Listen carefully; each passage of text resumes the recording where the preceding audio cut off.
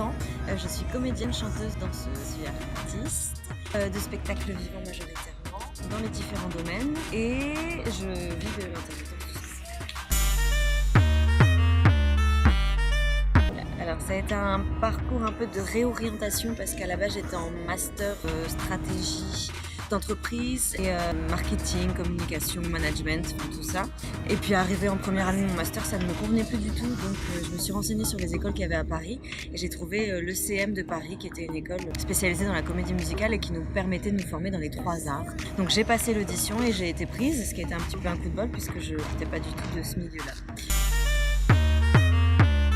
J'ai été formée pour les 3 et je tiens à continuer à performer dans les 3, ensemble ou séparément, continuer à me former tout le temps, essayer aussi d'ajouter d'autres choses. J'aimerais faire un stage de doublage, des choses comme ça, donc j'essaie d'agrandir le panel pour avoir le plus de cordes à mon arc.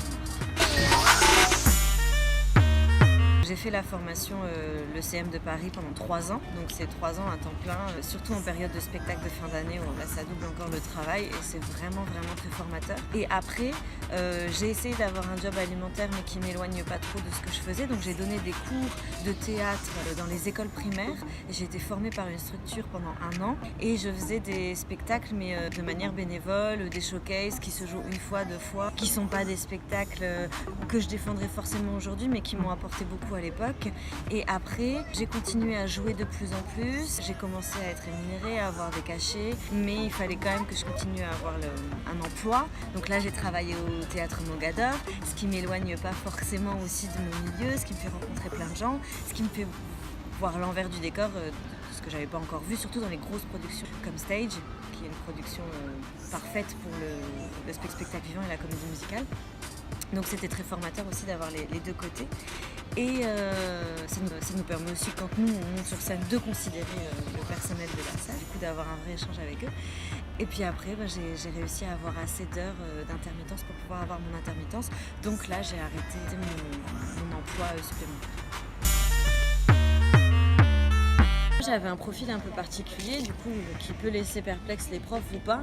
Je suis arrivée sans réel bagage artistique, mais avec un potentiel et une personnalité. Je suis arrivée avec un physique un peu différent. Je suis petite, j'avais des tatouages, j'avais une voix plutôt grave qui n'allait pas, en tout cas dans ma voix chantée, qui n'allait pas forcément avec mon physique de petite poupée. Et encore poupée basanée, puisqu'en plus de ça, j'étais typée méditerranéenne. Donc ça éloigne pas mal de critères pour la comédie musicale où voilà. J'avoue que moi je me disais c'est beaucoup de caucasiennes, beaucoup de sopranes, enfin c'est beaucoup tout ce que t'es pas. Qu'est-ce qu'on fait? Alors je sais qu'il y a eu des profs qui certainement se sont dit va falloir qu'elle travaille dur pour rattraper déjà le retard parce qu'en fait il n'y a pas d'autre secret que le travail. Physique, on peut se cacher derrière en se disant ouais j'y arriverai jamais, je suis ci, je suis ça. C'est pas vrai, il faut travailler.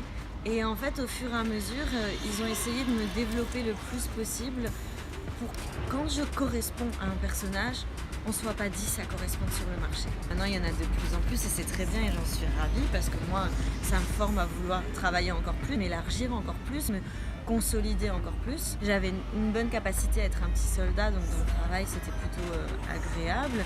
Mais après, voilà, j'étais assez impulsive, j'ai appris à gérer mes émotions, mais j'étais plus jeune aussi. Et puis, j'ai beaucoup dû travailler sur ma voix, sur le chant, c'était quelque chose de très difficile. Puis, il y avait toujours une petite inquiétude sur ma petite taille, et puis après...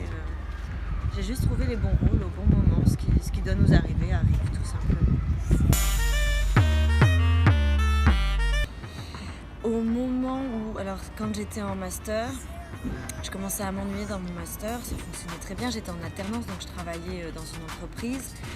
Ça me convenait pas du tout la vie en entreprise, c'était un milieu de femmes aussi.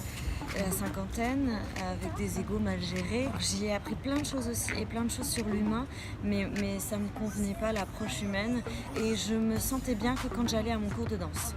Et j'ai commencé à me rendre à l'évidence que c'était pas normal de se sentir mal dans la vie en entreprise et de se sentir bien que dans ce moment-là. Et je me suis dit donc qu'il fallait faire quelque chose et j'ai découvert un livre aussi qui s'appelait Femmes qui courent avec les loups, qui casse un petit peu tous les carcans de la société, de ce que la femme doit faire, des obligations qu'on a, des conditionnements qu'on a à avoir CDI, maison, famille, crédit.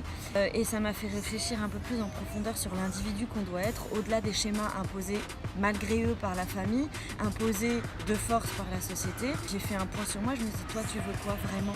Toi c'est quoi? Qu'est-ce qui te fait vibrer? Qu'est-ce qui t'anime? Ce qui me faisait vibrer c'était ça. C'était d'aller à mon cours de danse, c'était d'écrire des chansons, c'était de faire des poèmes. Du coup j'ai commencé à me renseigner au début très naïvement sur ce que je pouvais faire comme formation dans le spectacle vivant. Et puis le CM de Paris est tombé comme un signe du ciel et j'ai suivi juste les signes qu'on m'a donnés et j'ai juste commencé à dire oui, je veux, je fais, je veux.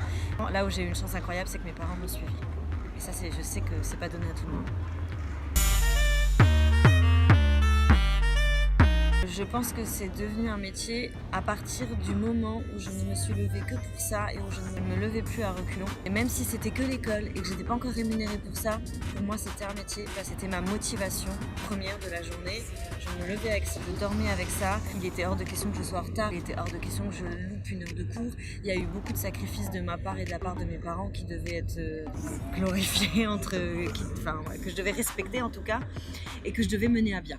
Et après, c'est sûr que quand j'ai commencé à avoir dans mon planning que des répétitions, jours de représentation et que j'ai eu mon premier cachet, que j'ai commencé à être payée pour ça, j'avais pas besoin d'avoir l'intermittence pour me dire que c'était mon métier.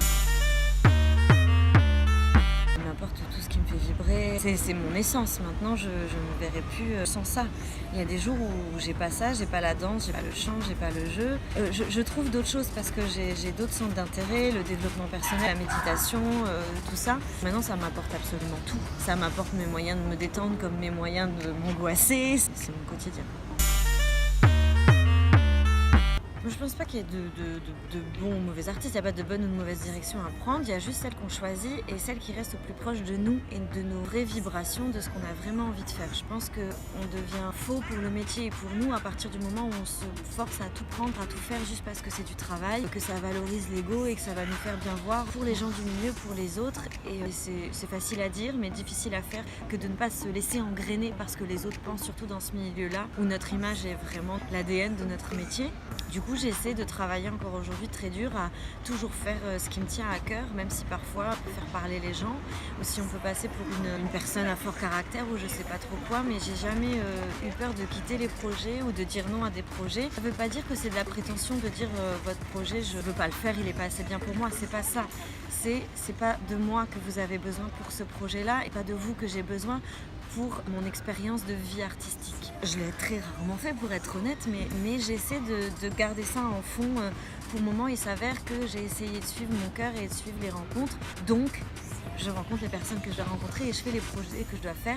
Après, je trouve qu'être artiste, ça se cantonne pas que à la scène et à interpréter un personnage dans un spectacle. Moi, j'ai envie que ça soit un art de vie. J'ai envie d'être artiste dans ma manière de voir le monde, dans ma manière de le défendre. Être artiste, c'est aussi un vecteur pour être quelqu'un d'engagé et avoir un média culturel pour défendre nos avis et puis découvrir plein d'autres choses. J'ai envie de faire de la peinture, d'écrire, d'apprendre. Voilà, c'est une large palette, mais c'est surtout de la création. Je veux qu'il y ait toujours un peu de création dans ce que je fais. On fait de la création quand on est interprète, mais il n'y a pas que ça. Je veux créer des spectacles, passer des messages et d'ailleurs c'est ce que je fais puisque avec une équipe d'amis fous furieux, nous avons créé une entreprise artistique et culturelle qui, je l'espère, a un grand avenir. Je ne vais pas développer beaucoup parce que je voudrais que les gens apprennent à la connaître par elle-même avec son histoire à elle et son devenir à elle. Mais en résumé, nous avons créé une entreprise où nous sommes 8 associés qui est spécialisée dans le spectacle immersif qui s'appelle Big Drama. Et je vais plutôt parler de ce qu'on a envie de développer. Ce qu'on a envie de développer à travers cette entreprise, c'est d'être indépendant, de préserver nos visions artistiques et d'être aussi nos propres producteurs et donc de pouvoir faire passer nos messages tels quels, de faire travailler les gens qu'on a envie de travailler, d'avoir un vivier de comédiens très large et des gens qu'on va pouvoir rémunérer, alors un peu plus avec le temps parce qu'on a besoin nous aussi de créer nos ressources financières, mais on a envie de se dire que c'est pas normal, arrêtez de se dire que c'est normal que les artistes acceptent de travailler sans avoir les répétitions qui soient payées. Alors pour le moment, oui, c'est ce qu'on fait et on a de la chance de tomber sur des artistes qui acceptent ça, mais en faisant toujours la promesse de ne pas tomber dans la facilité de c'est parce que les artistes acceptent de ne pas être rémunérés qu'on va continuer à accepter de ne pas les rémunérer. Non, on y va étape par étape et un jour on pourra se dire les répétitions sont payées, le show aussi. Déjà à l'heure actuelle, on peut payer en cachet les représentations avec des bons cachets qui ne soient pas une petite blague juste pour donner quelque chose. Et surtout, on réunit tous les corps de métier et on a envie de travailler en synergie avec tous les corps de métier. Comme ça, tout le monde participe à la création du spectacle et y apporte sa patte. Et la patte, c'est pas juste le texte des scénaristes, c'est aussi les costumes de la costumière, ce que ça lui a inspiré de lire le texte. Après, le travail du coiffeur, du maquilleur et tout ça se met en synergie et ça donne un beau gros show. Surtout le théâtre immersif, c'est l'art du souci du détail. On a envie de penser à ça, d'avoir un certain prestige là-dedans. C'est hyper important pour nous de pouvoir faire un spectacle comme on a envie de le faire de A à Z. Parce qu'on se rend compte souvent, notamment les artistes, on est en bas de la chaîne alimentaire du spectacle vivant. Et nous, on a envie de rééquilibrer tout ça. Que si on décide de payer les techniciens, pourquoi est-ce qu'on ne paierait pas les artistes et qu'on leur dit bon, on paie la régie, mais vous comprenez, on n'a pas assez pour payer les artistes. On n'a pas envie que ça se passe comme ça. On n'a pas envie de faire perdurer ça. On comprend et on l'a accepté nous-mêmes dans d'autres productions. Maintenant, on se dit allez, on peut toujours essayer de restructurer les fonctionnements qui sont conditionnés. Je prétends pas qu'on va y arriver, mais en tout cas on essaie et on essaie dur. Et pour le moment ça se passe très bien. Si vous voulez nous suivre sur les réseaux sociaux, c'est Big Drama. Voilà, sur Facebook, sur Instagram et on a un site internet. Ne vous limitez pas à rien. Par exemple, on me demande toujours est-ce que tu préfères le chant, la danse ou le théâtre? Je veux les trois. Sinon, j'aurais pas fait cette formation-là. Je sais que c'est pas dans la culture française, mais je m'en fous. Je sais que j'ai pas eu tous les acquis tout de suite pour avoir les trois, mais je m'en fous. Je veux continuer comme ça. J'ai mes préférences selon les périodes, mais ne vous limitez pas, ne laissez pas les professeurs vous limiter à certaines disciplines, à certaines qualités. Non, soyez conscients de vos qualités, de vos défauts. Apprenez à tous les transformer, sachez faire des points forts de vos points faibles, soyez-en conscients, ne vous laissez pas limiter par des images, vous vous dites ouais mais je suis pas comme ça, il faut être... Non, vous êtes comme vous êtes et transformez-le en quelque chose qui va devenir un point fort dans le milieu que vous aurez choisi, mais ne vous limitez à rien. Il n'y a que vous qui vous posez des limites et quand vous aurez compris ça, pressez l'autoroute du kiff.